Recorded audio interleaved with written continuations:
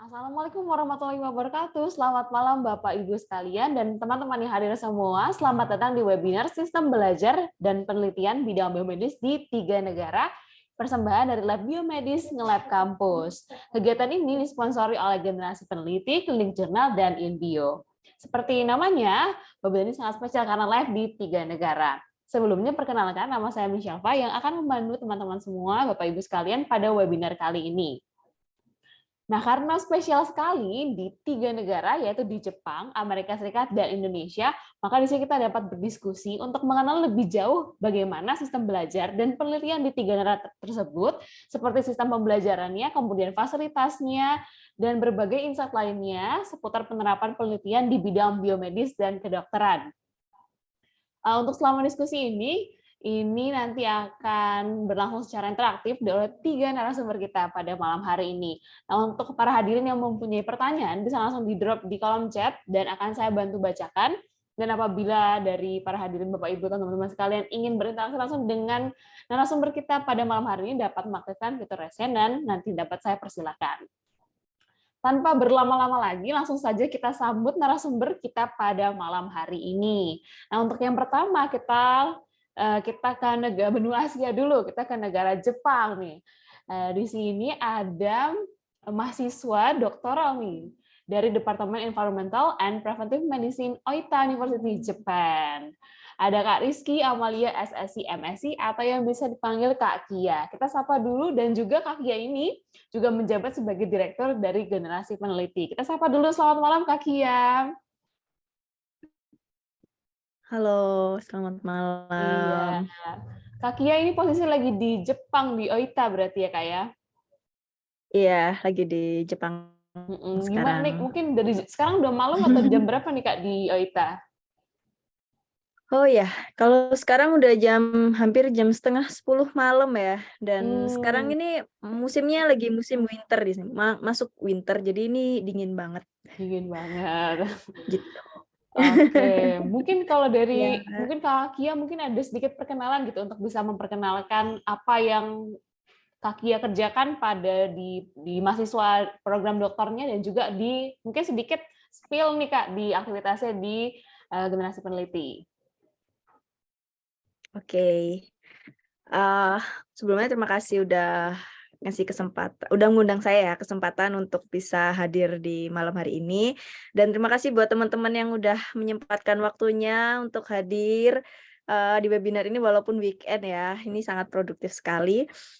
Jadi perkenalkan, nama panjang saya tuh Rizky Amalia, cuman biasanya dipanggil Kia aja gitu. Terus sekarang ini lagi kuliah S3 di Oita University di Jepang, jurusan Departemen Environmental Preventive and Medicine.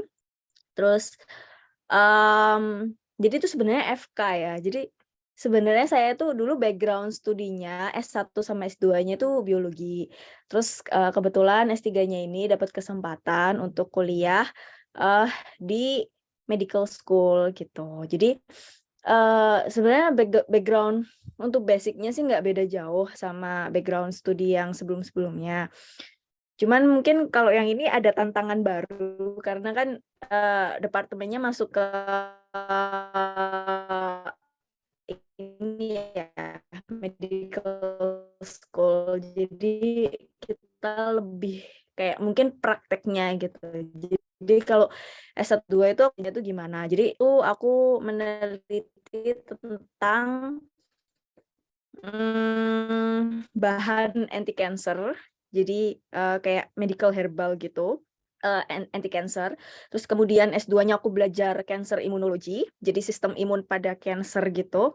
Nah, terus yang S3 ini, aku dapat kesempatan untuk ini, belajar cancer di pasien gitu. Jadi aku nggak di pasien sih, cuman gimana ya, mungkin untuk output-nya itu bisa lebih langsung gitu. Terus tapi juga masih tentang cancer juga. Ini kalau yang ini tuh gastric cancer kan, dan, eee, membahas tentang bakteri. Jadi aku studi tentang Helicobacter pylori yang menyebabkan gastric cancer gitu. Jadi kalau dibilang nggak nyambung ya sebenarnya nyambung, cuman pasti ada challenge-challenge baru yang harus di ini gitu. Gitu. Terus untuk generasi peneliti juga aku merintis baru sama rekan-rekan untuk ayo bikin apa ya namanya platform untuk para peneliti untuk bisa mengekspresikan. Jadi kayak itu kayak website gitu. Kita menampung para peneliti, para dosen untuk kita sharing sharing knowledge gitu kan. Karena selama ini tuh yang populer di generasi muda sekarang itu kan generasi TikTok, YouTuber, yang anak-anak muda sekarang lihat itu figurnya itu adalah seseorang yang eksis di sosial media karena pamer kekayaan atau pamer kegantengan atau kecantikan atau goyang-goyang seksi gitu kan yang kurang mendidik lah. Jadi aku pengen sama rekan-rekan yang lain tuh, ayo kita bikin platform yang mungkin bisa menginspirasi teman-teman generasi muda khususnya. Terus supaya kita tuh juga menunjukkan eksistensi kita juga gitu loh. Ini loh kita juga selain kayak generasi TikTok atau generasi YouTube itu kita juga ada loh generasi peneliti gitu. Kita juga eksis dan kita juga bisa memberikan kontribusi yang insya Allah lebih bermanfaat gitu, punya manfaat dan harapannya itu bisa mengedukasi masyarakat. Jadi kayak dunia penelitian itu seperti apa. Jadi kita itu kayak mengconvert dunia penelitian. Jadi kayak jurnal-jurnal itu kan bahasanya tuh science banget ya. Nah, kita mengconvert itu supaya masyarakat tuh lebih mudah gitu memahami, oh ini penelitiannya tentang apa sih, kayak gitu. Tuh lebih paham dengan bahasa yang lebih apa ya, populer gitu. Jadi masyarakat tuh lebih tahu gitu.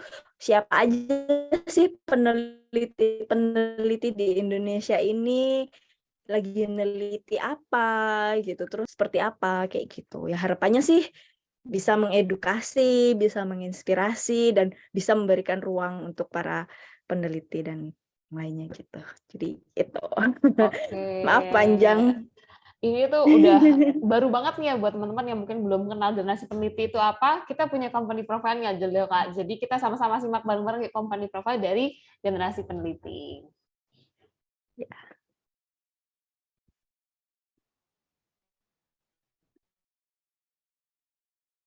Akademik terbaik di Indonesia, perkenalkan Generasi Peneliti. Satu-satunya platform media akademik yang berkomitmen untuk membantu para dosen dan peneliti untuk terus berkarya.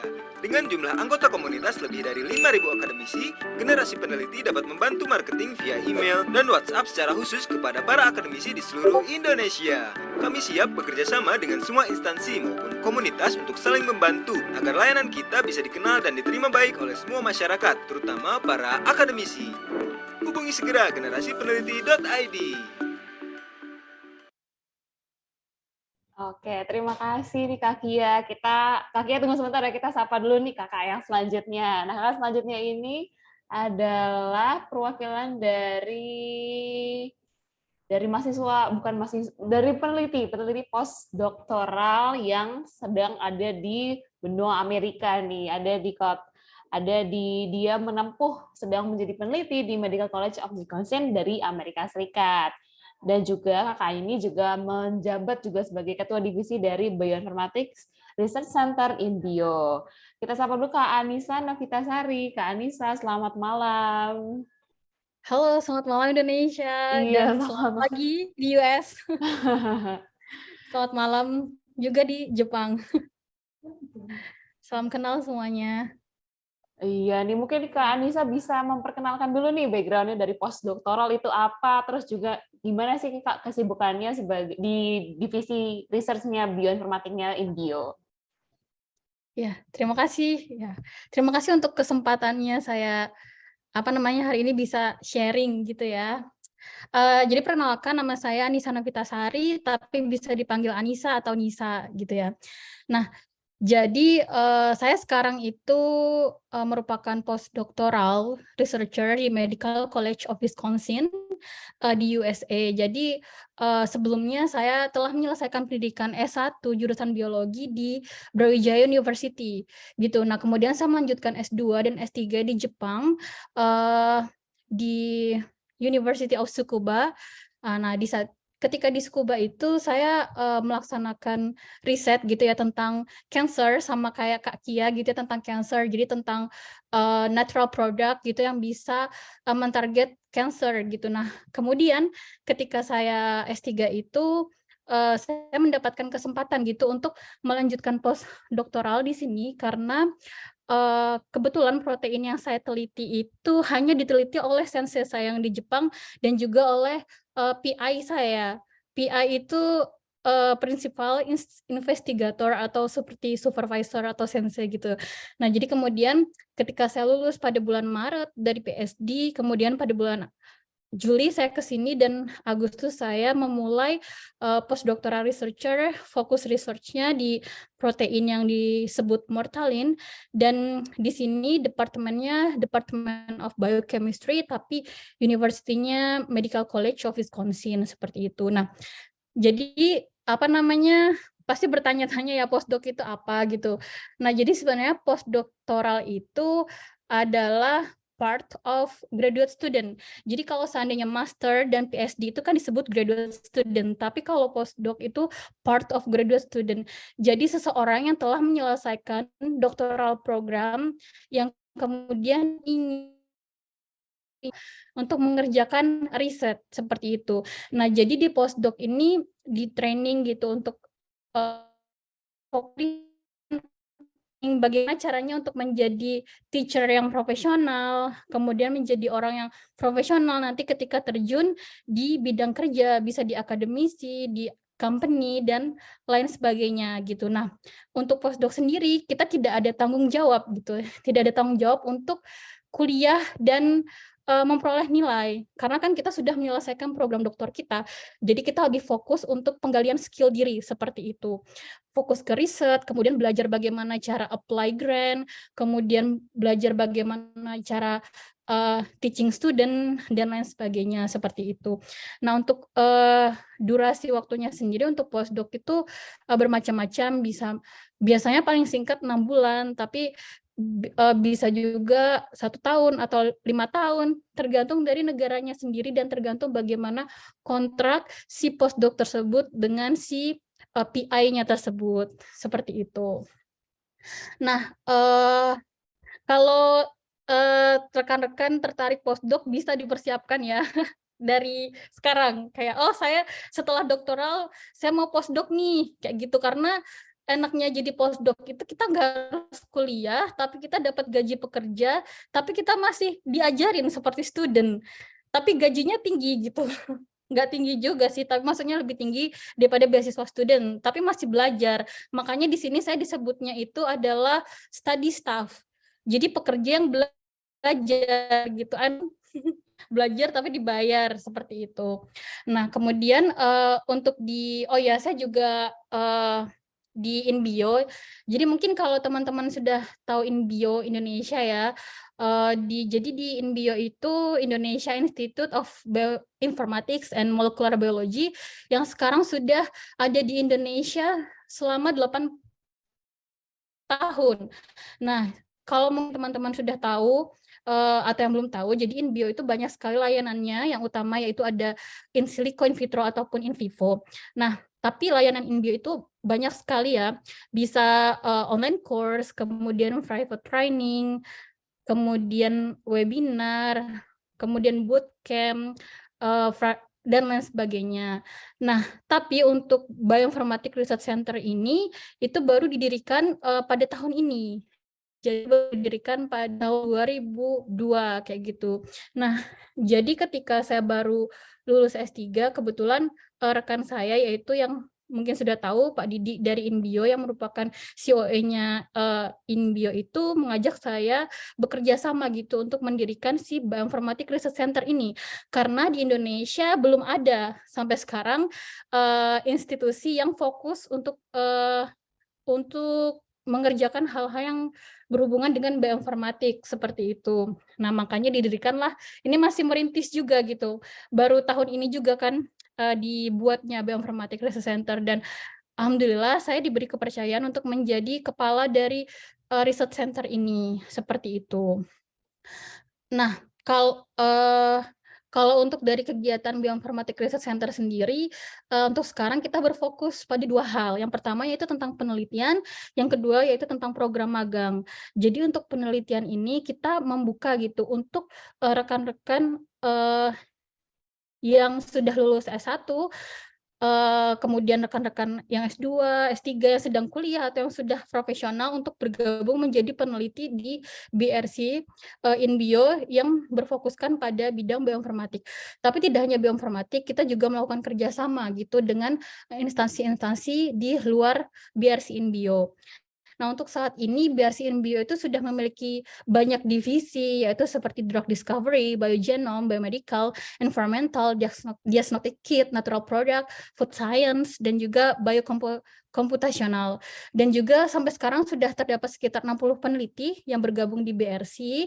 Mereka melakukan penelitian kelompok atau individu, dan juga ada beberapa peneliti yang sudah memperoleh dana dan mengajak kerjasama untuk peneliti-peneliti untuk mengerjakan penelitian tersebut. Dan juga ada beberapa peneliti yang kemarin juga bekerja sama mengajukan proposal riset ke BRIN, seperti itu.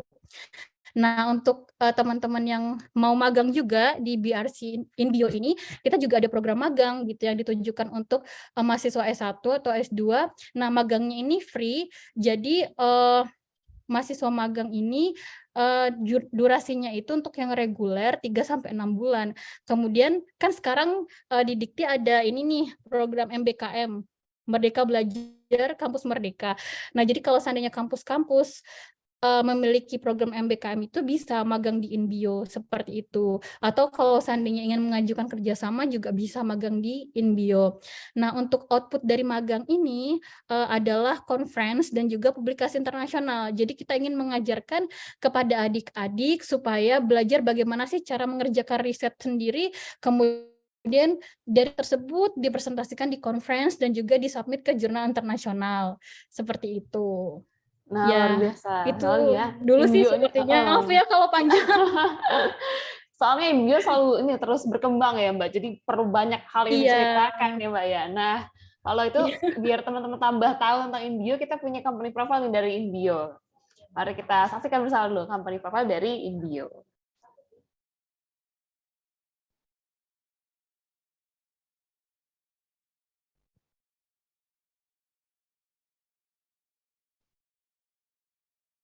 Mau tahu lembaga bioinformatika terdepan di Indonesia? InBio Indonesia. InBio secara resmi bekerja sama dengan komunitas dan instansi. InBio juga membuka program magang untuk kampus Merdeka. Saat ini, InBio sedang menyiapkan BRC, yaitu Bioinformatic Research Center. Semua expert yang mau menjadi peneliti hebat bisa join BRC InBio.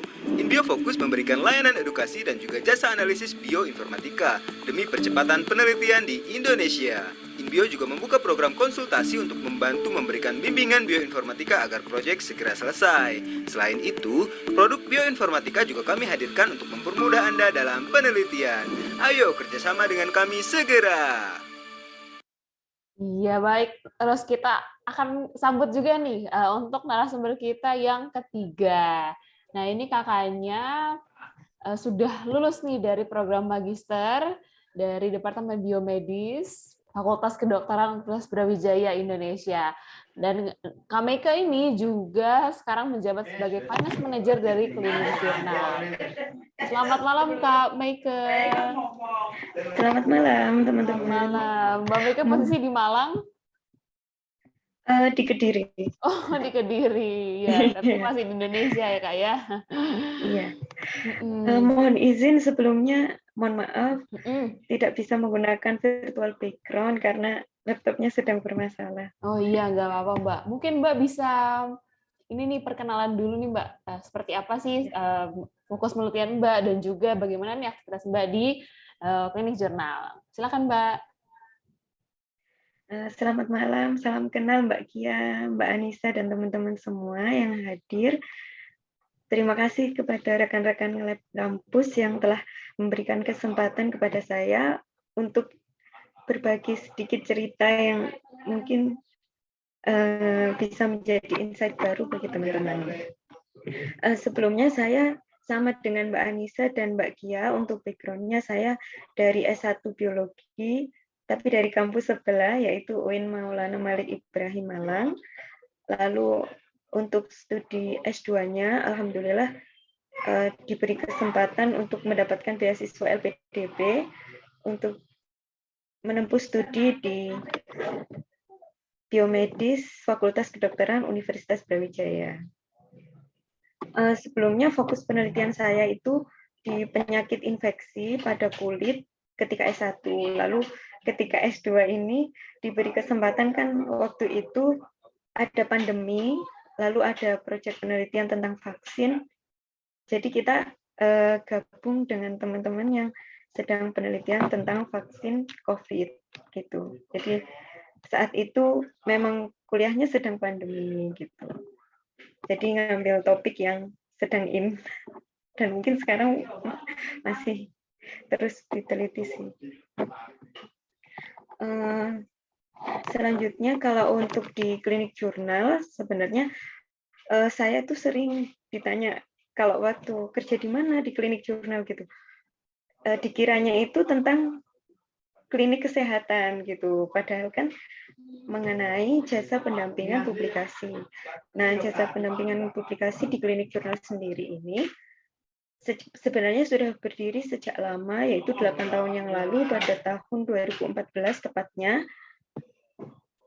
Nah, saat itu kenapa sih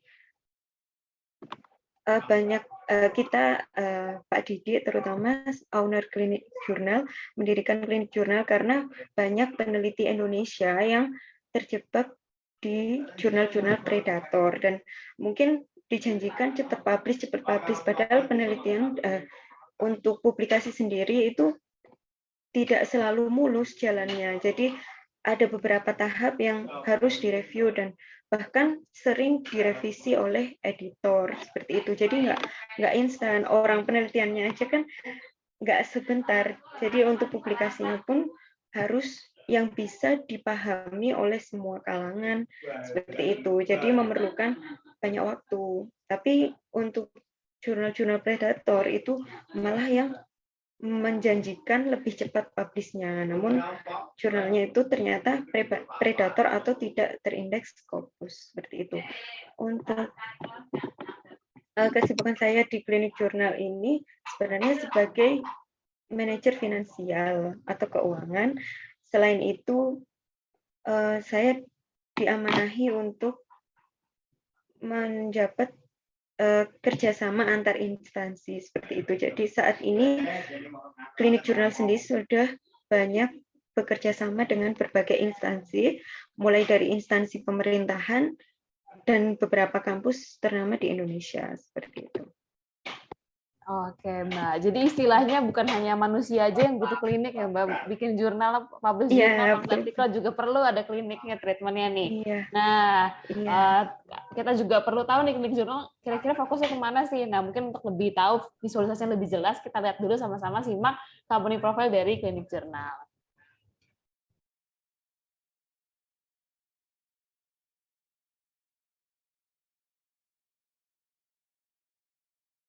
Pernah dengar layanan asistensi publikasi? Apa sih maksudnya?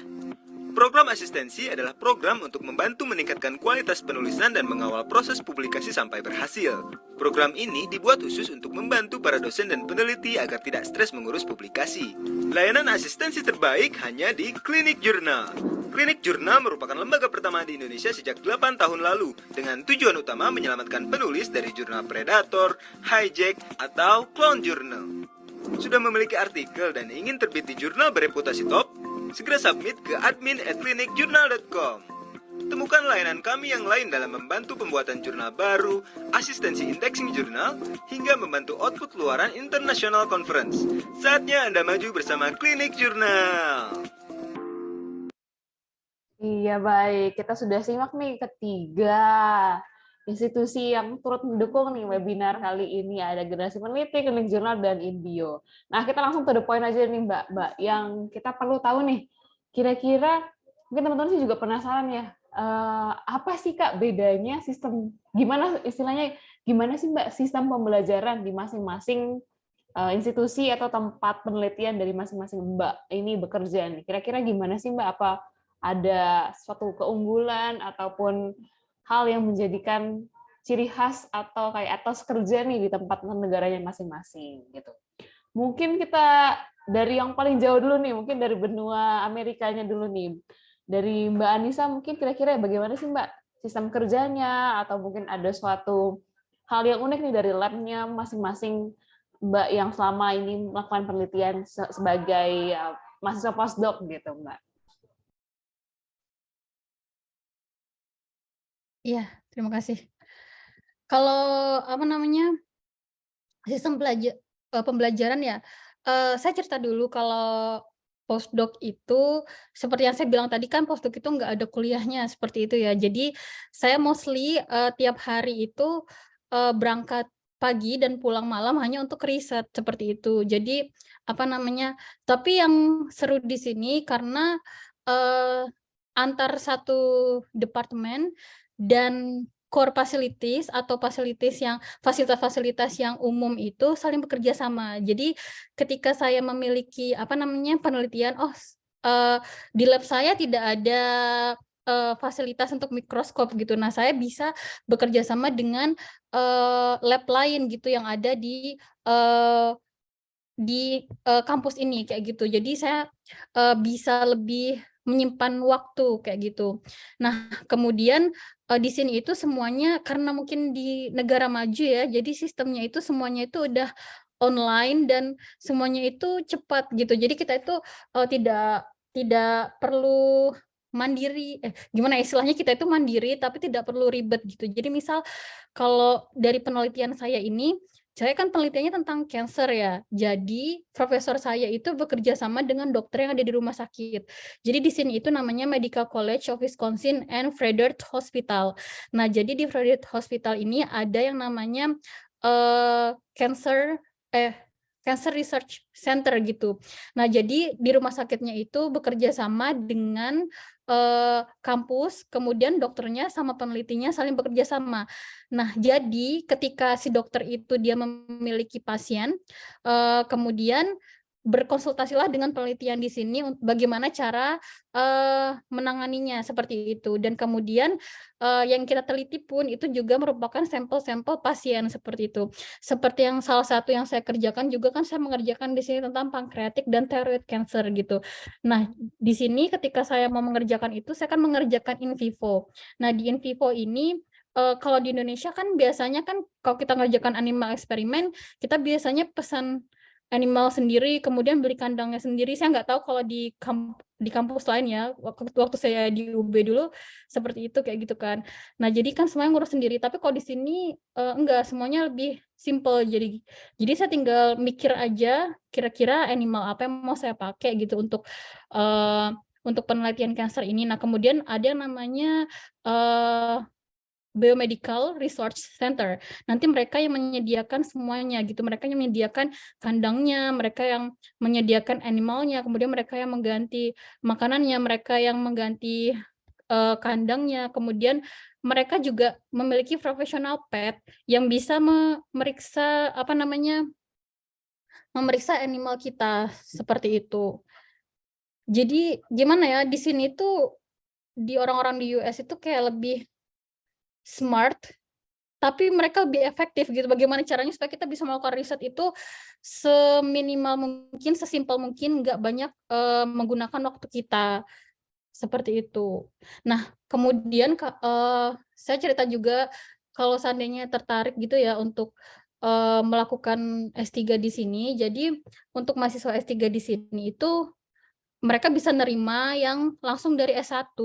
Kan kalau saya waktu di Jepang dulu, kebanyakan itu mereka nggak mau gitu, kampus-kampus tuh nerima kalau bisa S3 itu S2 dulu. Nah, sedangkan di US ini kan unik gitu, beberapa kampus seperti yang di kampus saya ini juga, mereka mau nerima mahasiswa S3 yang langsung dari S1, tapi program PhD-nya harus ditempuh selama 5 tahun. Jadi tahun-tahun pertama itu mereka kuliah, dan kemudian yang terakhir itu, tahun-tahun terakhir, tahun ke-3 sampai ke-5, mereka itu hanya fokus dengan research seperti itu. Oke. Ya, itu dulu sepertinya. Oh iya, kita pindah dulu nih mungkin ke Mbak Mbak Kia nih. Kalau di Jepang kira-kira apakah mungkin relate sama Mbak Anissa nih pengalamannya Mbak Kia? Iya, jadi kalau boleh cerita, sebenarnya kalau di Jepang itu, kalau soal penelitiannya ya emang, hampir mirip sama kayak Mbak Anissa. Jadi mungkin karena negara maju ya, jadi, di sini tuh untuk fasilitasnya mungkin memang lebih lengkap dan lebih sistematis gitu dan, di sini juga universitasnya kan punya rumah sakit juga dan kita itu, sistemnya itu kita tuh studi epidemiologi, jadi kita ngumpulin sampel dari berbagai negara. Jadi makanya, di lab saya itu mahasiswa internasionalnya tuh banyak, karena kita ngumpulin sampel dari berbagai negara, salah satunya Indonesia, sampel pasien, terus di sini kita teliti, gitu. Untuk kasus gastric cancer-nya tuh gimana, gitu. Terus, kurang lebih sebenarnya sama kayak Mbak Anissa, di sini kita berusaha gimana caranya penelitian itu bisa berlangsung secepat mungkin dan seefektif mungkin dan seakurat mungkin. Jadi di sini kita banyak pakai kit-kit yang ya udah kitnya tinggal beli tinggal beli atau kita kirim ke company untuk kita langsung dapat datanya kayak gitu. Cuman di sini mungkin ada beberapa yang sama dengan di Indonesia karena kan kita sama-sama negara Asia ya. Jadi yang saya tahu itu kalau misalnya di, eee, Eropa atau Amerika gitu kan hubungan antara student dengan profesor kan kayak friend gitu, lebih open gitu kan. Kalau di sini tuh kita lebih senioritasnya masih lebih tinggi, kayak masih tinggi gitu. Dan kita kayak harus lebih menghormati senior, kayak gitu-gitu sih. Cuman, di sini tuh konteksnya senioritasnya tuh bukan yang kayak di Indonesia yang, senior semena-mena sama junior kayak waktu S1 ospek dulu ya, itu nggak kayak gitu. Jadi senioritas di sini tuh dibentuk itu seperti apa, jadi kayak ada hierarki gitu. Jadi di mana senior itu ngajarin juniornya. Jadi kita-kita ini yang baru masuk, baru dateng, itu kita biasanya untuk explore protokol yang ada di lab, kita belajar apa aja tuh kita belajarnya dari senior gitu. Jadi sensei itu, tugasnya hanya mengevaluasi. Mengevaluasi dan mengontrol kinerjamu sampai mana, progresnya sampai mana, apakah ada kendala, kayak gitu. Terus, kalau misalnya kita mau ngajuin project-project penelitian, apakah sensei setuju atau enggak. Terus kalau misalnya kita butuh dana, butuh alat, butuh kit, butuh apa, kita baru ngomongnya ke sensei gitu. Tapi, untuk sistem pembelajaran sendiri mostly di lab itu kita belajarnya sama senior gitu. Jadi biasanya junior itu kita either ikut, eksperimen. Jadi ketika senior melakukan eksperimen kita ikut, either entah kita cuman mengamati, terus kita tulis protokolnya apa aja, terus kemudian atau yang kedua biasanya kadang kalau seniornya baik hati, kadang mengizinkan kita untuk mencoba gitu, kayak jadi dia menyisihkan sebagian sampelnya untuk, "Ini kamu coba kerjain," kayak gitu. Terus atau yang ketiga kita bantu. Jadi ketika senior punya proyek penelitian, kita bisa menawarkan diri untuk membantu kayak gitu. Jadi kita turut serta dalam penelitian senior tersebut, itu kita membantu, tapi kita juga sambil belajar gitu. Jadi that's why kita di sini senioritasnya kerasa lebih, apa ya, mungkin kental ya, karena kita secara nggak langsung kita membutuhkan mereka gitu loh. Mereka kalau misalnya kita nggak baik sama mereka atau apa, nanti nggak ada yang ngajarin gitu, siapa yang ngajarin, karena di sini kan kita kayak harus lebih mandiri kan gitu. Di sini ada kuliah, iya ada kuliah, tapi, karena ini, medical school kan, jadi kuliahnya tuh ya lebih untuk dokter gitu sih kayaknya, kayak neurosurgeon dan itu kayak lebih wide gitu loh, lebih luas. Jadi kayak macem-macem, jadi ada ophthalmology, ada neurosurgery, ada apa sih, macem-macem gitu. Terus ada Caesar, jadi lebih ke penyakit-penyakit gitu loh. Terus kayak ada treatment dan mungkin, tentang, eee apa ya, treatment-nya, terus kemudian apa aja, kayak gejala, simptom, atau apa. Jadi lebih ke klinis ya, kayak gitu. Tapi untuk lab-nya tuh kita bener-bener belajar sendiri gitu, kayak gitu. Nah, ini dari luar negeri udah ada pertanyaan, ada gambaran nih. Mungkin kita lihat dulu kita gimana nih pengalaman Kak Meike nih selama menempuh pendidikan magister nih di Fakultas Kedokterannya di Universitas Brawijaya di Indonesia. Mungkin gimana nih Kak Meike, apakah ada mungkin hal-hal yang berbeda dirasakan dari kedua mbak-mbak ini, dari Mbak Anissa sama Mbak Kia?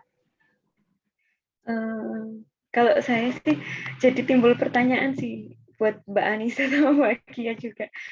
Kan kalau di Indonesia, mungkin karena Mbak Kia sama Mbak Anissa juga alumni UB gitu ya, udah tahu kan kita mandiri, harus nyiapin kandang sendiri, mulai apa aja sendiri, yang mungkin itu bikin kita jadi capek gitu loh. Maksudnya kehilangan banyak waktu di situ gitu. Nah, terus kalau mungkin di sini kita ada laporan gitu. Kalau Mbak Kia tadi kan dibantu oleh senior. Jadi saya mau tanya apa di Jepang juga ada laporannya gitu. Kalau di Indonesia kan setiap lab gitu kan ada laporan gitu. Nah, terus kalau ke Mbak Anissa, jadi saya mikir lagi gini, lalu siapa yang nyiapin kandang gitu? Kan kata Mbak Anissa kan tadi penelitian itu harus dibuat simple gitu ya di sana biar hasilnya tuh lebih maksimal, efektif, lebih yang penting fokus ke penelitiannya gitu kan. Terus untuk dananya itu gimana? Kalau di Indonesia mungkin terkendala ya dananya, kita kadang dana pribadi kalau nggak ada sponsor atau nggak ada dana dari beasiswa atau dari promotor kita gitu. Mungkin terkendalanya kalau di Indonesia kebanyakan tentang dana gitu sih. Kalau di luar negeri apa gimana, Mbak? Mungkin Mbak Anissa Kalau atau di Indonesia Mbak kan Kia dulu yang mau jawab nih, Mbak Anissa nih, boleh Mbak Anissa. Mbak Nisa dulu. Terima kasih ya. Nah, saya jawab tentang dana dulu ya. Mungkin ini sama ya untuk di mirip-mirip juga untuk di Jepang dan mostly kayaknya kalau di luar negeri emang gitu. Jadi untuk dana itu biasanya kalau di luar negeri itu contohnya kayak saya itu dananya itu dari PI. Jadi PI-nya itu udah punya dana gitu kan. Beliau sudah punya research grant gitu dari NIH. Tahu kan itu National Health apa sih namanya? Saya lupa dari NIH itu. Nah, jadi beliau udah punya grant kayak gitu. Nah, si grant itu nanti dipakai untuk penelitian kita si postdoc atau mahasiswa. Nah, kalau seandainya si supervisor itu atau CPI itu tidak punya dana, maka mereka tidak bisa menerima student ataupun postdoc kayak gitu. Jadi ketika mereka itu sudah memiliki dana, intinya mereka sudah siap gitu untuk membiayai semua penelitian kita. Dan kita tuh tidak bisa menggunakan dana pribadi, kecuali kita itu dapat fellowship. Jadi contohnya kayak misal postdoc, itu kita bisa apply fellowship kayak gitu. Jadi mungkin ada perusahaan atau ada research center gitu yang memberikan dana fellowship dan saya bisa menggunakan itu. Tapi untuk sekarang karena saya masih baru, jadi saya menggunakan dana dari supervisor saya untuk semua penelitian saya, untuk membeli semua reagen, untuk membeli mice tadi. Nah, untuk itu, untuk siapa yang menggantikan dan lain sebagainya. Nah, seperti yang saya jelaskan tadi, di sini kan ada fasilitas, sharing fasilitas. Nah, untuk yang mengurus mice itu ada namanya Biomedical Research Center. Nah, jadi si Biomedical Research Center ini mereka merekrut orang-orang ahli juga yang bisa menangani animal, semua animal gitu. Jadi ada rekrutmennya sendiri kayak gitu. Jadi mereka jadi orang-orang itu apply gitu yang ahli gitu, pet yang ahli untuk menangani si mice itu. Jadi nanti mereka yang menyuci kandangnya, yang mengautoclave, kemudian yang mengganti apa namanya scam ya kalau di Indonesia saya lupa namanya. Kemudian yang apa namanya memberi makan, dan tugas mereka itu juga memeriksa kondisi kesehatan dari mais itu. Jadi mungkin kalau di Indonesia mereka ngambilnya dari orang-orang dari Fakultas Kedokteran Hewan. Kayak gitu istilahnya, mereka mengambil orang-orang ahli dari Fakultas Kedokteran Hewan untuk memeriksa dan menangani semua kondisi mais kita seperti itu. Jadi kita tinggal datang, kemudian treatment aja udah selesai. Kalau seandainya mais kita mati, sakit dan sebagainya, itu tugas mereka, bukan tugas kita. Kayak gitu. Jadi kita lebih save time kayak gitu. Udah sih gitu. Mbak Kia Terima kasih. mungkin menarik ya Mbak ya, luar biasa. Jadi ada tenaga khusus nih, kita fokus aja penelitian berarti gitu ya. Iya, Kalau di betul. betul anak luar biasa. suatu pengetahuan baru nih buat kita semua. Ini kalau di Jepang gimana Mbak Kia? Mbak Kia juga apa multi talent ngurus semua atau fokus di penelitian nih? Jadi kalau di Jepang itu sebenarnya ada yang taking care juga sih sebenarnya. Cuman kalau di Jepang itu terkenal semuanya kan mandiri ya. Jadi tenaga kerja itu sangat minim sekali di sini. Yang ada laboran itu kita semua. Kita tuh ya kuliah tapi juga menyambi gitu loh. Jadi di sini tuh ada insentif namanya untuk research assistant.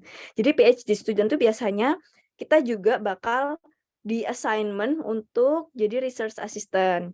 Nah, ya itu makanya kan untuk teaching-nya tadi, tugas teaching itu adalah tugasnya senior ke junior. Itu karena mereka dapat insentif teaching assistant gitu. Jadi selain dapat beasiswa Max ya di sini, itu kita juga dapat insentif dari kampus untuk ya teaching assistant itu tadi gitu. Teaching assistant atau research assistant kayak gitu. Jadi kita nggak ada laboran, ya memang semuanya kita kerjain sendiri gitu. Kadang kalau misalnya kita kewalahan kayak misalnya nggak sadar diri atau apa, karena sampelnya kan sampai ratusan ya di sini, karena sampel biopsi dari pasien itu sampai ratusan gitu. Satu kali publish paper tuh bahkan sampai ribuan gitu. Jadi kadang kita kirim ke company.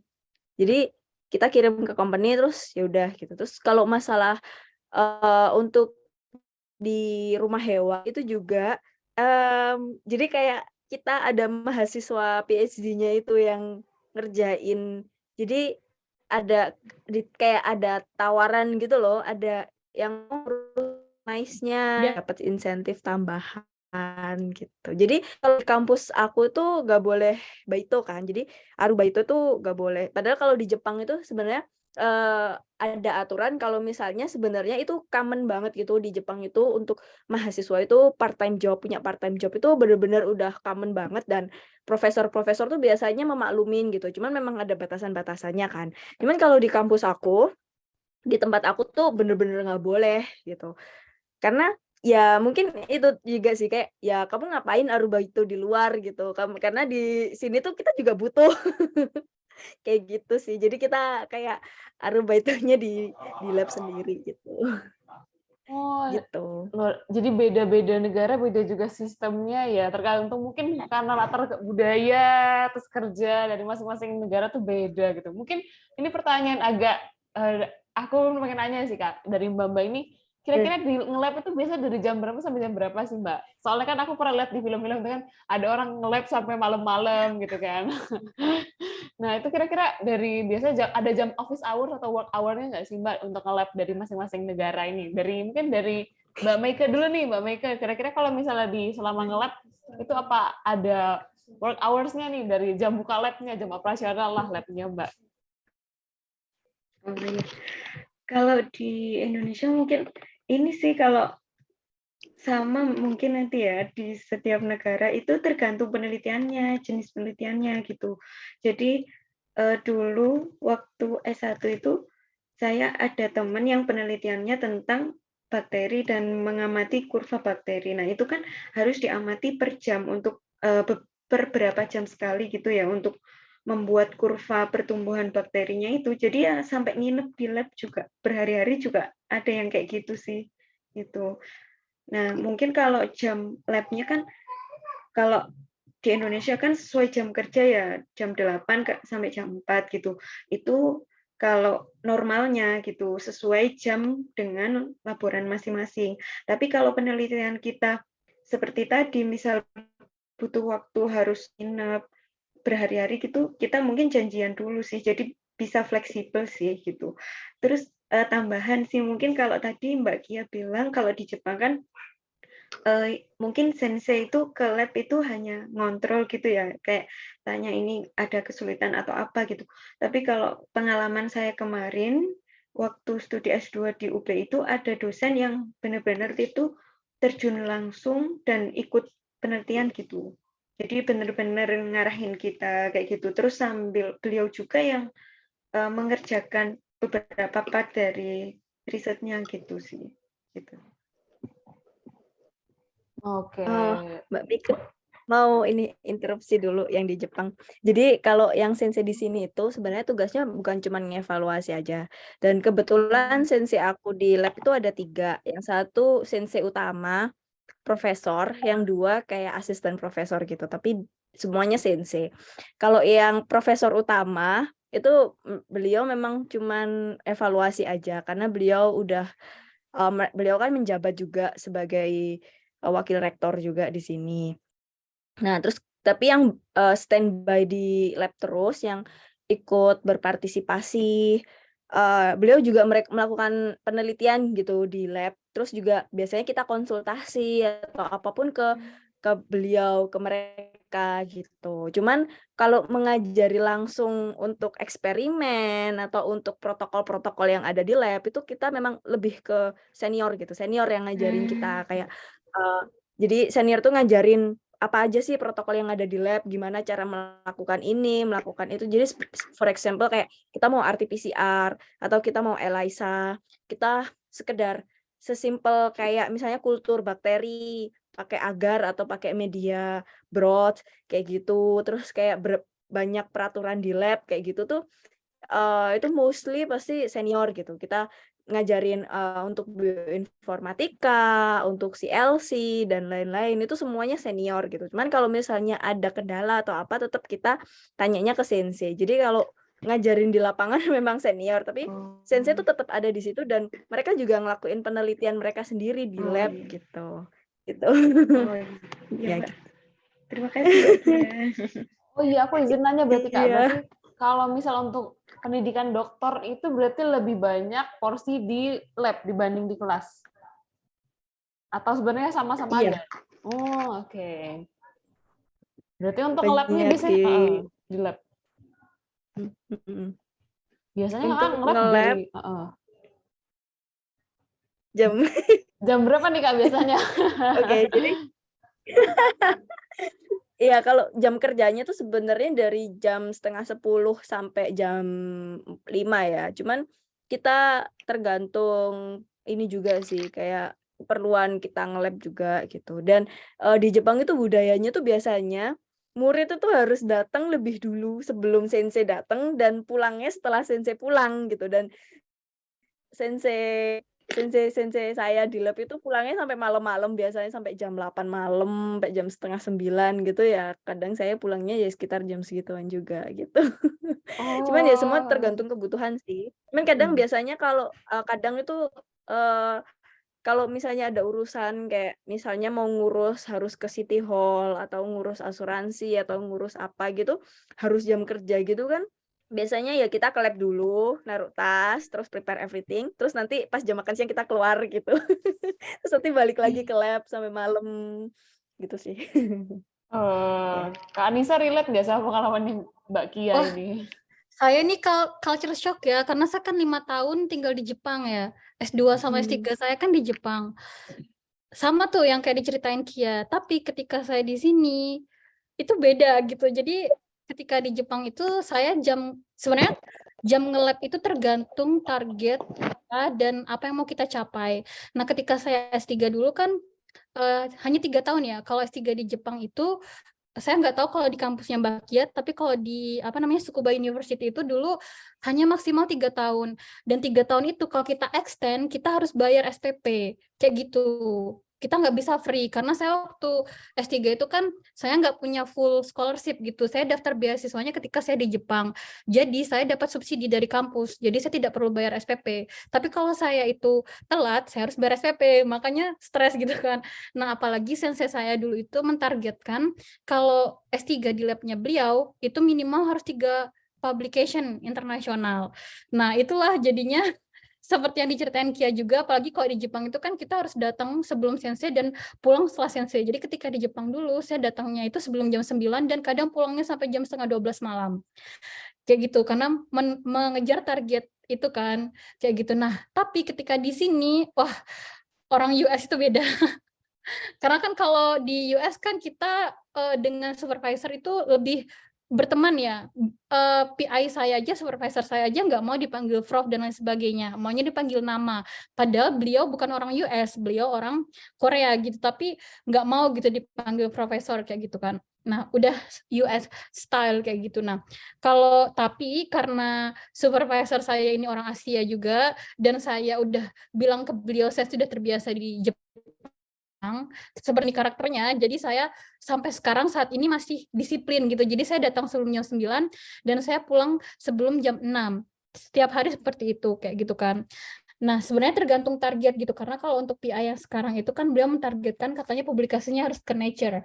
Nah, saya mikir kalau ke Nature berarti harus kerja keras kayak gitu. Tapi saya terbawa suasana US juga kayak gitu, karena teman-teman di lab lain, mereka kadang datang, kadang enggak, kadang datang siang, kadang pulang cepat. Begitulah orang US gitu. Emang mungkin udah common ya stylenya di US kayak gitu. Kadang nggak semua supervisor datang, mungkin seminggu hanya 2 kali kayak gitu. Kemudian beda banget sama di Jepang yang supervisor saya selalu datang dari Senin sampai Minggu, kemudian jamnya pagi sampai malam kayak gitu. Di sini enggak, kadang supervisor saya juga dalam seminggu itu enggak datang kayak gitu. Dan saya lihat mahasiswa di sini mereka juga pulangnya ya sesuka mereka, mau datang iya, mau enggak iya, terserah gitu. Karena kalau di US kan sistem belajarnya tuh 5 tahun ya, dan kalau misal mereka lebih dari 5 tahun itu masih dikasih gratis SPP dan dikasih beasiswanya. Jadi dan kalau mau lulus itu mereka nggak harus publish paper, yang submit aja bisa. Kalau saya di Jepang dulu intinya untuk mau kompre itu saya harus publish kayak gitu. Jadi sempat culture shock, tapi ya seru juga gitu, jadi belajar hal baru. Dan saya juga belajar bagaimana cara memanage waktu yang mungkin US style tapi bisa juga lebih berprestasi kayak gitu. Oke, nah mungkin dari pertanyaan singkat tadi ini udah menggambarkan nih untuk teman-teman gimana kira-kira sistem mekanisme kerja di lab, terus kemudian interaksi relasi dengan supervisor, terus juga budaya kerjanya gimana. Nah, itu harapannya juga bisa memberikan sedikit gambaran nih untuk teman-teman yang niat dan ada cita-cita lah untuk bisa melanjutkan studi. Nah, mungkin untuk lebih spesifiknya ini ada teman-teman yang udah nanya di kolom chat nih, jadi aku akan bantuin baca. Pertama dari Kak Ali Zainal, ini untuk Kak Kia dan Kak Nisa nih. Jadi bisa relate nih karena pendidikan background dari Kak Ali Zainal juga S1-nya biologi dengan fokus skripsinya itu ke mikrobiologi, dan nanti ada rencana S2-nya mau ke arah kanker. Jadi agak ini ya, mungkin agak struggle karena topiknya harus belajar bagi nih untuk sama ke arah kanker, terutama di ke arah leukemia terapi. Kira-kira dari Kak Kia dan Kak Anissa ini ada tips and trick nggak, kira-kira apa sih yang harus dipersiapkan dari Kak Ali ini untuk bisa fokus penelitian di bidang cancer? Mungkin Kak Kia atau Kak Anissa dulu yang mau jawab? Kak Anissa dulu kayaknya udah mic nih, boleh Kak Anissa boleh. Oh iya, iya. Terima kasih. Oke. Kalau tentang topik ya, itu menurut saya dipikir nanti gimana ya. Itu semua tergantung kalau di Jepang sensei ya, karena saya dulu daftar S2 dan S3-nya di Jepang, saya mempelajarinya setelah saya mau mendaftar di kampus itu. Jadi tergantung topik yang ada di sana. Yang ada di senseinya. Sama pun dengan di sini, saya juga belajar hal baru gitu. Jadi banyak hal-hal baru yang tidak saya pelajari ketika saya S2 dan S3, dan saya gitu topik-topik dari PI saya yang sekarang. Jadi saran saya kalau seandainya mau daftar sekolah, biasanya itu cari tahu dulu fakultas atau kampus yang dituju, senseinya itu fokus ke apa kayak gitu. Nah, nanti dipelajarilah topik-topik tersebut kayak gitu. Terus biasanya tergantung kampusnya juga. Waktu saya dulu daftar S2 itu background-nya itu linear tapi agak nggak sama. Jadi saya sambung-sambungkan gitu loh, kayak saya S1 mempelajari ini, S2 saya mau mempelajari ini, dan saya memiliki ilmu ini yang bisa saya terapkan di sini kayak gitu. Saya punya teman juga yang dia di lab mikrobiologi tapi dia kerjanya cancer, dan dia juga baru belajar juga kayak gitu. Udah sih itu aja. Intinya tahu dulu gitu background supervisornya yang mau dituju itu apa gitu, ntar baru belajar. Walaupun background penelitiannya bukan dari cancer dan lain sebagainya, itu tidak masalah kayak gitu. Toh intinya kita nanti juga belajar lagi. Oh, dari Iya, Kak aku Tia setuju banget gimana? sama Mbak Anissa. Setuju banget sama Mbak Anissa. Jadi kalau sebenarnya untuk nentuin topik itu tergantung kita mau masuk mana ya, karena itu memang lebih spesifik kan.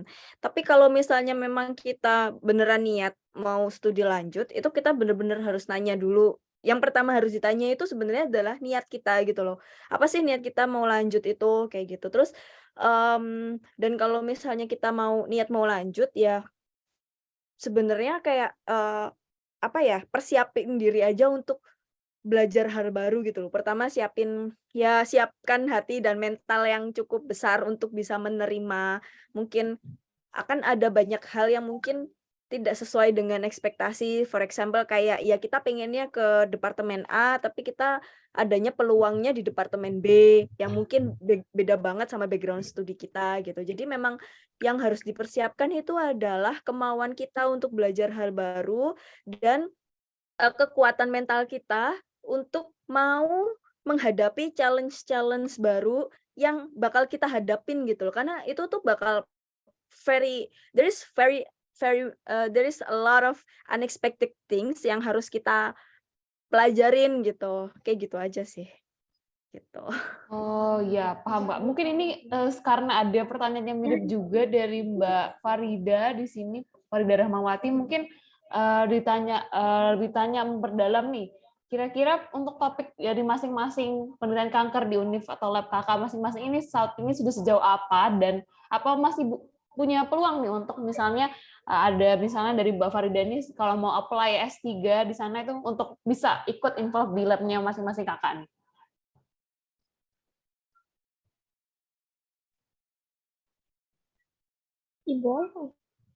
Iya, soalnya Mbak Farida ini ada rencana untuk S3 nih, untuk tentang kanker juga. Nah, kira-kira untuk topiknya kakak nih, yang masing-masing lab, di labnya Kak Kia sama labnya Kak Anissa, apakah masih punya potensi nih untuk menerima student-student baru untuk yang ambil S3 ataupun postdoc gitu, Kak?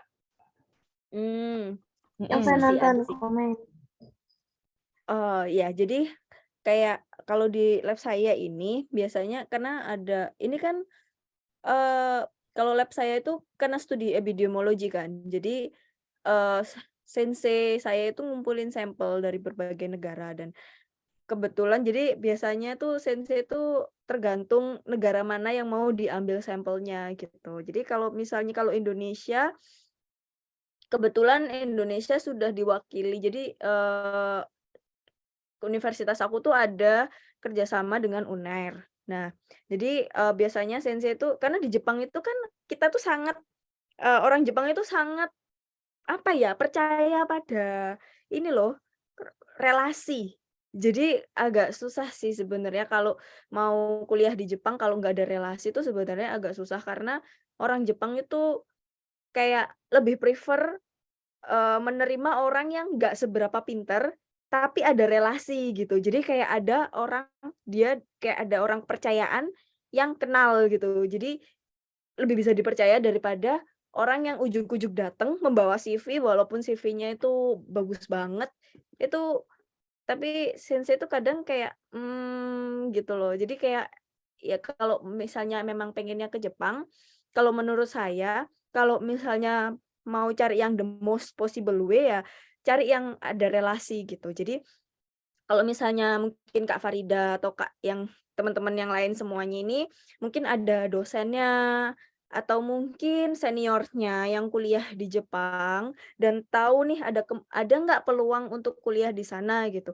Itu akan lebih bagus kalau misalnya kita minta direct recommendation dari mereka gitu. Jadi kayak misalnya ada dosen yang alumni Jepang gitu misalnya, terus beliau masih berkontak erat dengan sensei di Jepang gitu. Bisa banget kita coba, apa ya, komunikasi dengan dosen kayak, "Pak, kalau misalnya saya berminat untuk kuliah di sana apakah bisa ya?" Jadi nanti dosen yang akan menghubungkan dengan sensei yang di sini gitu. Karena kalau misalnya kita berangkat sendiri tuh agak susah sih. Even yang mau jalur yang G2G juga, kalau U2U kan memang itu udah jelas ya. U2U kan university to university. Jadi of course sensei pasti akan lebih memilih universitas yang udah ada apa ya, MOU atau mungkin yang sudah ada senior di sini. Jadi kalau di sini kan memang kita diwakili oleh UNER. Jadi memang mostly kita semua yang masuk di sini yang orang Indonesia itu masuknya lewat UNER gitu. Jadi yang merekomendasikan UNER itu baru sensei mau nerima. Kalau misalnya dari universitas lain aku kurang tahu sih, mungkin bisa, tapi kayak tetap harus, for example kayak misalnya UI mau ngirim mahasiswa ke sini, itu tetap kayak harus lewat UNER gitu loh. Nanti baru UI bisa bikin MOU sendiri dengan sensei yang di sini, baru nanti sensei di sini mau nerima mahasiswa dari UI gitu. Itu kalau U2U. Even yang G2G pun, walaupun nggak harus dengan MOU, terkadang kalau misalnya kita ada rekan atau relasi yang berkuliah di Jepang, itu lebih memudahkan sih daripada kita ujuk-ujuk email sensei, terus ngirim CV dan lain-lain, itu lebih susah. Kalau di Jepang sih. Cuma aku nggak tahu kalau di Amerika gimana. Oke. Sebenarnya setuju sih, bentar. Kalau saya pendapatnya ada 2 ya. Jadi setuju dengan Mbak Kia, karena saya dulu kuliah di Jepang itu jalur relasi juga. Karena dosen saya yang sekarang rektor UB, Pak Widodo itu beliau namanya punya relasi yang merupakan sensei saya waktu di Jepang. Gitu. Jadi saya mahasiswa ketiga yang diterima oleh beliau karena beliau tahu bahwasannya Pak Widodo ini bagus dan senior saya bagus, makanya beliau mau menerima saya. Dan ketika ada anak UB yang daftar lagi, sensei saya selalu nanya, kamu kenal nggak sama anak ini? Anak ini bagus apa enggak? Kasih rekomendasi kayak gitu. Karena katanya banyak yang ngirim aplikasi, tapi beliau nggak baca. Beliau cuma baca, oh kalau ada UB, oh ya tanya Nisa gitu, tanya Widodo gitu kan. Nah, kemudian kalau di saya pun masuk sini jalur relasi karena sensei saya yang di Jepang itu kenal dengan profesor saya yang di sini, kemudian profesor saya nanya ke beliau ada anak postdoc apa enggak, kemudian sensei saya merekomendasikan saya lah untuk ke sini.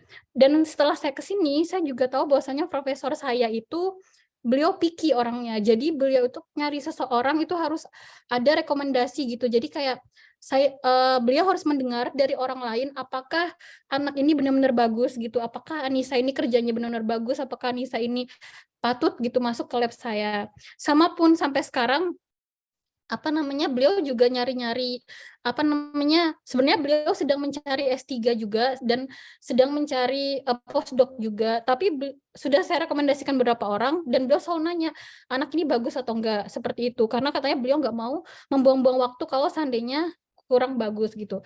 Terus yang kedua itu tanpa jalur relasi pun itu tidak menutup kemungkinan, karena waktu saya di Jepang dulu, saya kan programnya itu di Tsukuba Lab Science Innovation, dan saya kenal beberapa teman yang mereka itu benar-benar tidak tahu dan tidak punya relasi. Jadi caranya adalah menghubungi departemennya. Jadi buka misal nih Tsukuba University atau Medical College of Wisconsin. Nah, kemudian hubungi departemennya dan ntar saya ceritanya satu-satu. Kalau misal pengalaman saya yang di teman-teman saya di Jepang itu, mereka menghubungi departemennya, terus minta saran. Saya pingin lanjut program jurusan ini, topik ini, ada nggak saran sensei? Nah, nanti yang membantu kalian itu adalah si departemennya itu, istilahnya itu orang administrasinya nanti menghubungkan dengan sensei. Karena kalau kalian email sendiri, ini ada kasus juga teman saya yang S3 itu, dia email senseinya nggak dibalas selama 6 bulan. Ketika dia meng-email administrasinya, kemudian pihak administrasinya yang mengemailkan ke senseinya, kemudian direspon dan akhirnya beliau diterima sama sensei itu. Jadi seperti itu. Jadi minta tolong sama pihak departemennya. Nah, kalau di US sendiri agak beda sih sistemnya. Kalau di Jepang itu gini, kalau terkenal gini, kalau seandainya mungkin sama juga Mbak Kia setuju mungkin. Kalau sensei kamu udah nerima kamu, pasti kamu keterima di universitasnya. Gitu, ya kan ya kalau di Jepang. Tapi kalau beda, jadi US itu kalian langsung daftar aja ke kampusnya selagi kampusnya itu buka. Nah, karena nanti kalian bisa milih supervisor ketika udah diterima. Jadi kalau di US itu daftar aja udah ke fakultasnya, nanti kalau udah masuk di sini baru cari-cari supervisor. Tapi saya punya junior nih yang di US juga, dia udah kontak supervisornya langsung dan dia udah keterima, dan dia nggak pakai tes waktu masuk kampus sini. Jadi sebenarnya tetap relasi antara kita sebagai calon mahasiswa ke calon supervisor itu yang paling penting. Kalau supervisornya udah nerima, lebih mudah gitu masuk ke US-nya, tapi kampus di US-nya, tapi nggak menutup kemungkinan bisa. Nah, kalau di lab saya sendiri sebenarnya supervisor saya sedang membutuhkan orang juga kayak gitu, dan banyak PI-PI yang sedang cari student. Nah, mungkin teman-teman bisa buka linknya, saya share aja ya di chat, profil tentang supervisor saya dan juga tentang kampusnya, dan nanti kalau seandainya mau tanya-tanya setelah ini bisa saya bantuin gitu. Mungkin saya bisa share Anissa mau IG saya aja ya. Bisa tanya ke IG. Boleh. Habis ini langsung follow sekarang ya Kak Anissa ya. Iya. Oh ya, Soalnya teman-teman kalau juga chat, kalau iya. teman-teman mau follow saya juga ini ya, aku ini. Ayo Buat Follow semuanya saya tanya-tanya. ya, Kak di-share. Cia. Ayo kakak-kakak, bapak-bapak ibu yang hadir di sini langsung follow IG-nya Kak Anissa, Kak Kia. Mbak Meika juga mau share IG-nya atau IG klinik jurnal yang di-share nanti untuk layanannya. Soalnya panjang kalau cerita di sini, Kak. Boleh, waduh. Terus ini udah semua semangat ini ya, boleh DM nanya-nanya, boleh nanya-nanya nggak nih Kak untuk Kak Anissa sama Kak Kia? Iya, boleh. Oke, nah mungkin ini tadi jawaban dari Kak Anissa sama Kak Kia juga sudah mewakili beberapa pertanyaan yang mirip-mirip ya di chat ya. Tadi aku lihat, aku baca, kurang lebih sudah terjawab secara tidak langsung. Jadi teman-teman harapannya bisa membantu nih untuk memberikan gambaran. Nah mungkin tadi juga ada, setelah aku baca nih, kurang lebih ada pertanyaan yang mengarah kepada persiapan. Misalnya anak S1 mau ada rencana S2 atau S3, terus anak S2 mau persiapan S3 dan postdoktoral. Kira-kira persiapan yang paling penting ini apa sih Kak? Mungkin dari Kakak bisa membahas dari pengalaman Kakak menerima beasiswa, persiapan itu untuk menerima beasiswanya seperti apa, dan kira-kira hal-hal seperti itu sih Kak yang mungkin perlu diketahui oleh kakak-kakak dan teman-teman Bapak Ibu yang ada di sini. Mungkin dari Kak Meika dulu, mungkin Mbak Meika mungkin ada yang ingin disampaikan untuk persiapannya dari S1 ke S2 dan mungkin tips and trick untuk lolos beasiswa LPDP tadi ya Mbak ya. Boleh banget Mbak, mungkin saran dan tipsnya sangat dibutuhkan.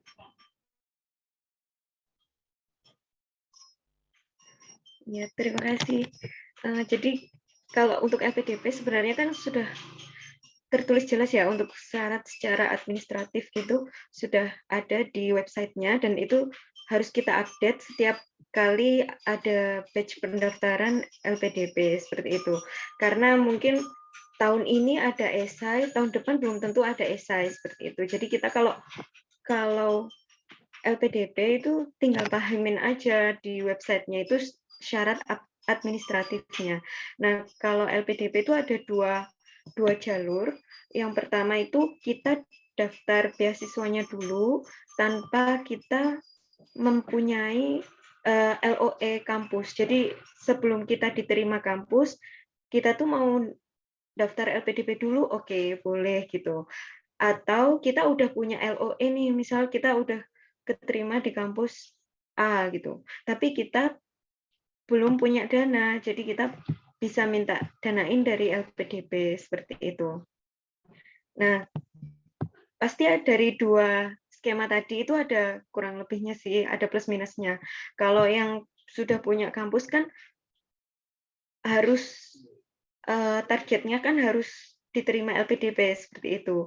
Gitu. Kalau nggak ada kan berarti kita bisa jadi ditunda dulu studinya, kita daftar LPDP 1 tahun kemudian, atau kita nggak ngelanjutin atau cari beasiswa lain gitu. Tapi kalau yang skemanya itu kita belum punya kampus tujuan, tapi kita sudah maksudnya belum punya LOE kampus tujuan, tapi kita sudah ada rencana nih mau ke, misalnya mau ke OITA atau mau ke kampusnya Mbak Anissa gitu.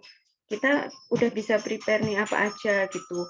Nah, dan terutama kalau di luar syarat administratif ketika interview itu, biasanya yang ditekankan itu relasi, sama seperti yang diceritakan Mbak Kia sama Mbak Anissa. Jadi kita sudah punya relasi belum sih gitu ke kampus tujuan tersebut gitu. Misalnya kita mau ke OITA, ke kampusnya Mbak Kia. Kita itu nggak ada relasi. Jadi pihak LPDP ketika interview itu pasti nanyain kita itu seberapa jauh sih persiapan kita untuk ke kampus tersebut, seperti itu. Kalau udah ada relasi kan pasti lebih mudah otomatis seperti itu gitu. Kalau belum ada kan LPDP mau ngasih beasiswa kan juga mikir-mikir gitulah, istilahnya seperti itu gitu. Jadi yang perlu disiapin selain syarat administratif mungkin relasi gitu sih kalau untuk yang tujuan luar negeri. Kalau untuk yang tujuan dalam negeri kan kurang lebih mungkin tes sesuai kampus masing-masing aja gitu sih. Oh iya, mungkin ada yang penasaran juga nih dari Mbak Kia, kira-kira dapat beasiswa dari mana nih Kak untuk lanjut S3-nya untuk saat ini? Untuk saat ini beasiswanya Max. Jadi Oh, Max-nya jalur U2U gitu. oke. Kalau Mbak Jadi Anissa?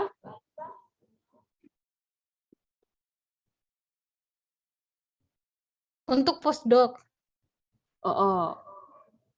Kalau kalau bentar saya jawab ya. Kalau saya dulu waktu S2 sama S3 di Jepang itu saya nggak punya beasiswa, jadi saya part time. Saya kerja dulu, jadi kuliah. Jadi kerja di hotel dan sebagainya, tapi saya juga kerja sebagai riset asisten.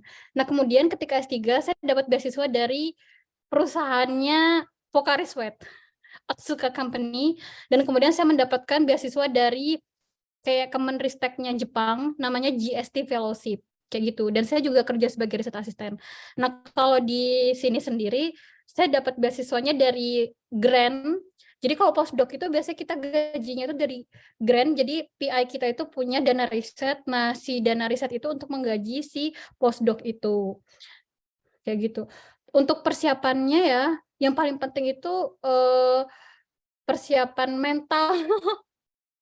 Karena seperti yang tadi Kia bilang ya, banyak hal yang tidak terduga ketika kita kuliah di luar negeri itu. Jadi yang harus disiapkan itu pertama adalah seberapa siap mental kita untuk menghadapi kehidupan di luar negeri. Karena akan sangat beda orang-orang yang ditemui dan sebagainya itu. Kemudian kalau seandainya ada yang mau nekat gitu ya seperti saya sebenarnya dulu tuh daftar beasiswa, tapi beberapa kali ditolak. Kemudian jadwalnya saya masuk, kemudian saya itu belum sempat mencari beasiswa dan saya tidak mau menunda S2 saya gitu. Saya takut tua karena saya bercita-cita ingin lulus PSD muda gitu, ingin mau jadi postdoc muda. Jadi ya udah, dan kebetulan waktu itu ditawarkan sama departemennya JASO gitu. Jadi di Jepang itu ada yang namanya JASO. Jadi kayak support student itu yang lumayan lah gitu untuk awal-awal, dan kemudian daftar beasiswa di sana. Dan kemudian yang kedua yang perlu disiapkan itu bahasa sih. Jadi intinya gini, kalau seandainya kita mau kuliah kan otomatis kita akan berkomunikasi, presentasi, kemudian nulis tesis dan sebagainya. Jadi harus belajar bahasa itu. Kalau seandainya programnya internasional ya berarti bahasa Inggris, kalau seandainya programnya Jepang ya Jepang gitu. Tapi kalau di US sama gitu tapi bahasa Inggris saya masih jelek dan saya masih sering dibully gitu. Dan saya masih belajar juga bahasa Inggris. Tapi yang jelas bahasa itu adalah yang terpenting, karena kalau jangan sampai kita itu terlihat bodoh karena kita tidak bisa berbicara, seperti itu. Itu sih. Oke, mungkin kalau Terus tadi yang Mbak ketiga, doa sebanyak-banyaknya. doa, amin ya. Doa ibu, doa pembimbing, semua mintain doa ya Mbak ya. Iya. Mungkin ini menarik juga, berarti kalau Mbak Kia untuk persiapan Max juga perlu mempersiapkan untuk belajar bahasa Jepang. Kalau Max itu Sebenarnya Max tuh ada 2 program kan tadi seperti yang dibilang Mbak Anissa. Jadi kalau misalnya programnya internasional ya sebenarnya cukup bahasa Inggris. Tapi kalau misalnya mau masuk program yang Jepang ya perlu bahasa Jepang gitu. Tapi kebanyakan kalau S2, S3 itu kita programnya udah internasional dan karena kita publikasinya juga harus publikasi di internasional kan. Jadi ekspektasinya sensei itu adalah bahasa Inggrisnya mahasiswa asing yang non-Japanese itu harus lebih bagus daripada bahasa Inggrisnya Japanese karena di sini tuh mahasiswa Japan apa orang-orang Jepang itu kayak terkenal susah gitu kalau belajar bahasa Inggris gitu, bahasa Inggrisnya tuh kurang bagus atau apa. Jadi sensei tuh biasanya expect mahasiswa-mahasiswa asing itu untuk bisa publikasi di jurnal internasional. That's why bahasa Inggris tuh penting banget kalau misalnya memang studinya lebih apalagi di ini ya biomedis ya kan kita pasti lebih research ke arah research dan lebih ke publikasi itu memang kayak mostly pasti bahasa Inggris sih kayak gitu. Oke, terakhir nih untuk pertanyaan untuk ketiga Mbak untuk Mbak Kia, Mbak Meika, dan Mbak Anissa. Seberapa penting sih Mbak publikasi itu untuk menunjang kita studi di lanjut ke S2 atau S3 bahkan postdoc? Menurut dari penting banget nggak sih Mbak untuk kita sebagai peneliti nih untuk punya publikasi yang bereputasi, berkualitas seperti itu? Mungkin Penting dari sih. Mbak Kia dulu ya, Mbak Kia dulu boleh Mbak Kia. Iya. Jadi publikasi itu sebenarnya kalau misalnya penting nggak penting itu tergantung kita lihatnya perspektif dari mana ya. Kalau misalnya kita ngelihatnya kayak apakah semua goals kita itu kalau misalnya dibilang penting, itu penting karena apa? Itu menunjukkan eksistensi kita gitu loh. Jadi kayak kerja kita itu seberapa bagus, udah sejauh mana, terus abis itu kita itu research-nya di bidang apa aja, itu tuh kita bisa lihat dari publikasi kita gitu. Jadi kalau misalnya publikasi kita semakin banyak, semakin bagus, otomatis referensi orang tentang diri kita ini juga semakin banyak gitu. Kayak oh ternyata dia pernah publikasi di sini, oh berarti dia bukan kaleng-kaleng ini kayak gitu. Terus dari situ juga orang kan bisa menilai bahasanya kita, gimana kita menulis, merangkai sebuah penelitian itu pada sebuah tulisan itu kan dari itu juga bisa dilihat gitu. Kemudian bidang penelitian kita itu apa aja yang pernah kita teliti itu kan juga semuanya terlampir di situ. Jadi itu kayak unspoken language gitu kan. Jadi kayak kadang kita tidak perlu menunjukkan apa ya diri kita siapa, kita tidak perlu berbicara panjang lebar tentang kita ini siapa, kita ini sehebat apa, ya cuman tinggal tunjukin aja akun Google Scholar, ya udah itu it's describe everything gitu. Jadi kayak ya kita nggak perlu menjelaskan panjang lebar tentang diri kita, tapi ya fakta membuktikan kalau ya kita pernah bekerja di sini, itu kinerja kita seperti apa. Jadi kayak Terdokumentasi menunjukkan ya Mbak ya. eksistensi tapi dengan Terdokumentasi low dengan baik profile. ya Mbak. Iya, kayak gitu. Kalau Gitu menurut sih. Mbak Anissa gimana nih Mbak? Publikasi itu must item nggak sih untuk researcher gitu? Iya sih, setuju banget sama yang disampaikan Kia. Tadi juga udah disampaikan juga sebagai eksistensi kita dan apa namanya dan sebenarnya bisa menunjang future karir kita juga ya. Dan apa namanya biasanya kalau misalnya kita ini tergantung sih sebenarnya tergantung tujuan kita setelah lulus itu mau kerja di mana. Tapi yang jelas penting gitu.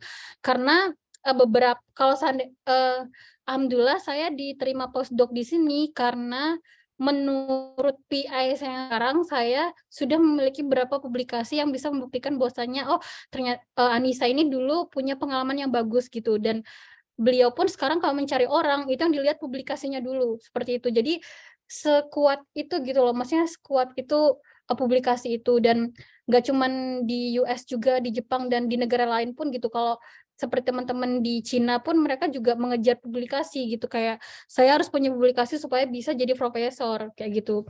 Nah, kemudian selain itu juga sebagai bukti kalau kita udah kerja keras kayak gitu kan.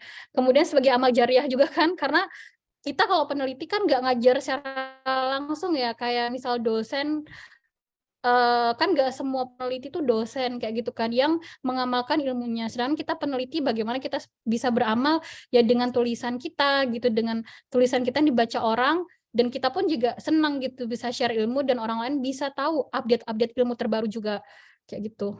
Sangat penting sih. Kalau ditanya skornya berapa ya, 100% harus kita itu publikasi. Kayak ngapain kita datang ke lab dari pagi sampai malam terus nggak ada hasilnya, kayak gitu, nggak ada hasil karyanya. Kalau seandainya artis gitu ya, mereka ada hasil karyanya, misal berupa lukisan, nyanyi dan sebagainya. Kalau kita, itulah art kita gitu, itulah hasil karya kita, kayak gitu. Mbak Meka ada tambahan nih Kak dari pendapatnya Mbak Kia dan Mbak Anissa? Mungkin tambahannya ini sih, sama aja sih, penting banget kalau publikasi itu buat branding diri kita gitu. Selain itu kan untuk komunikasi dari hal-hal yang kita lakuin selama penelitian gitu. Terus oh ya, tambahan kemarin itu pengalaman dari teman saya yang S2-nya itu mendapatkan beasiswa LPDP, lalu S3-nya itu juga beasiswa LPDP juga. Itu salah satunya yang dilihat itu publikasinya gitu. Dan kebetulan teman saya itu S2-nya itu kalau nggak salah di Jepang, tapi saya lupa kampusnya apa. Itu ada 11 publikasi dan itu langsung lolos gitu tanpa apa ya, dilihat syarat-syarat yang lain gitu, karena S2-nya udah LPDP dan S3-nya mau LPDP lagi, lihat publikasinya kok udah 11 gitu dalam kurun waktu S2. Kalau di Jepang berapa ya Mbak Gia ya? Berapa tahun ya maksimal? Kalau nggak salah Mbaknya itu 2 atau 3 tahun gitu. Itu 11 publikasi atau kurang lebih seperti itu. Jadi langsung auto diterima gitu sama LPDP untuk S3-nya gitu sih. Jadi sepenting itulah.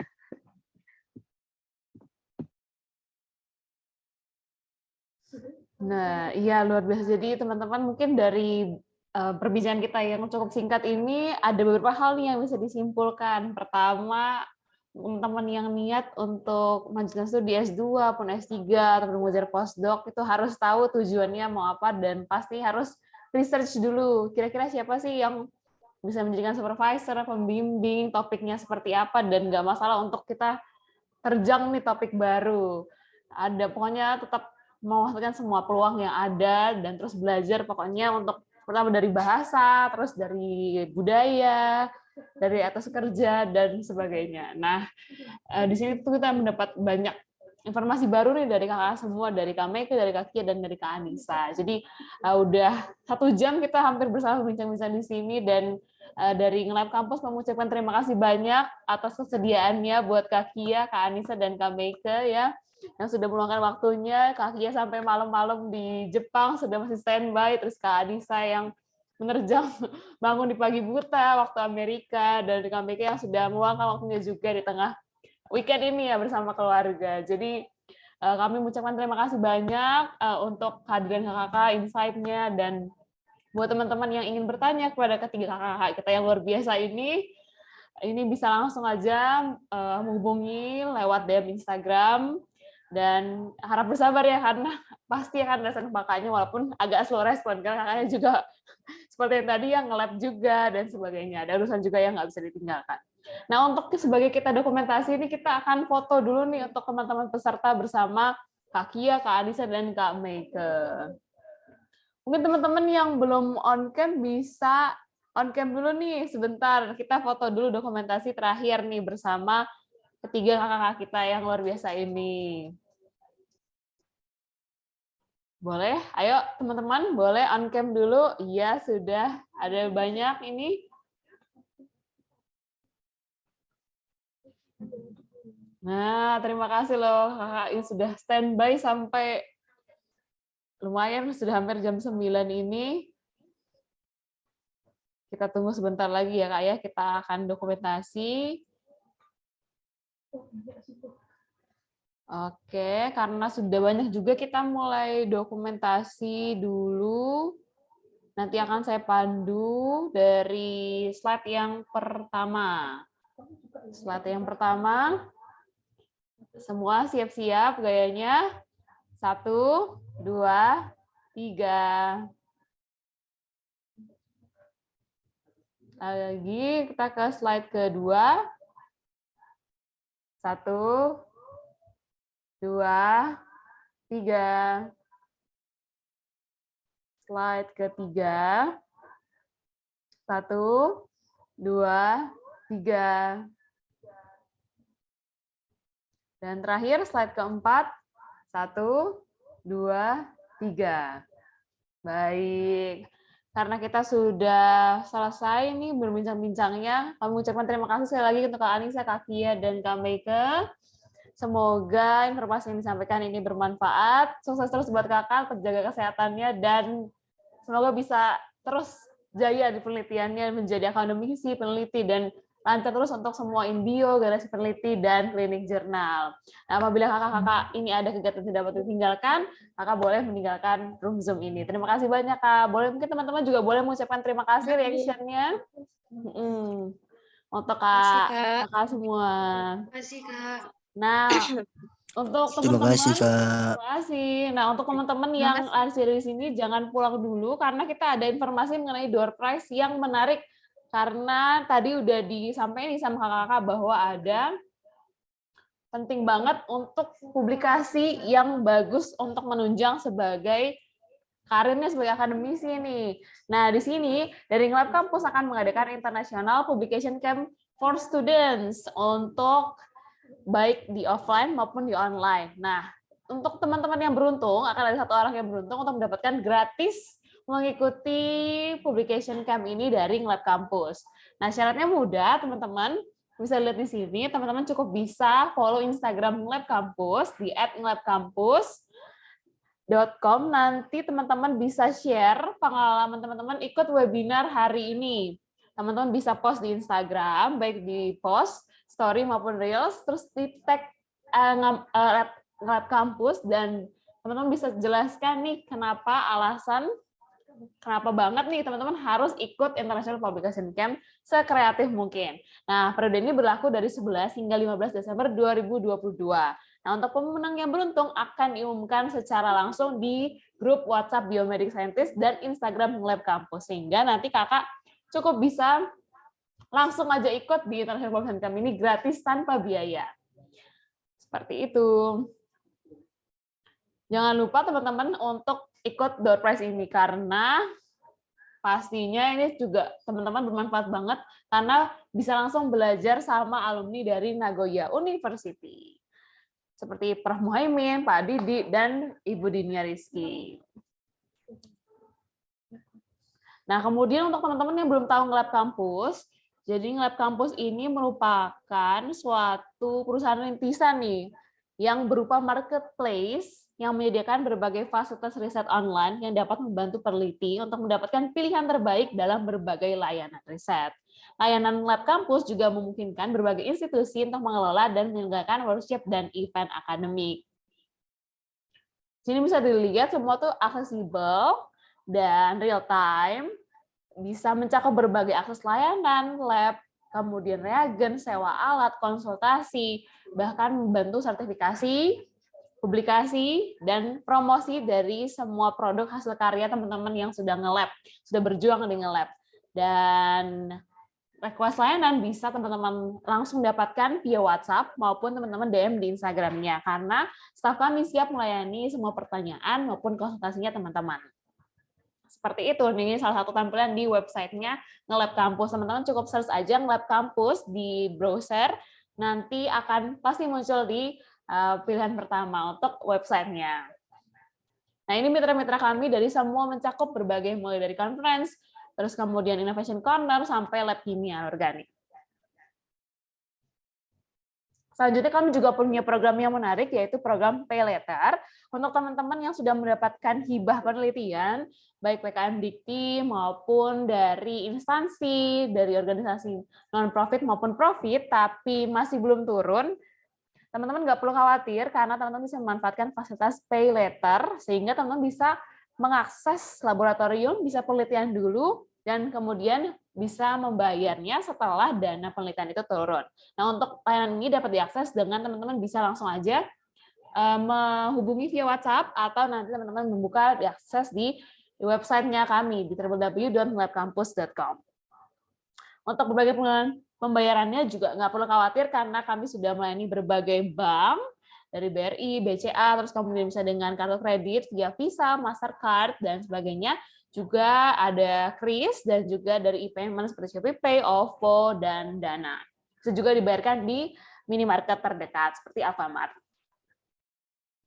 Nah, dengan demikian teman-teman juga lebih mudah karena dengan kampus ini bisa mendapatkan best deal untuk teman-teman penelitian, sehingga meriset seperti membeli layanan di toko online.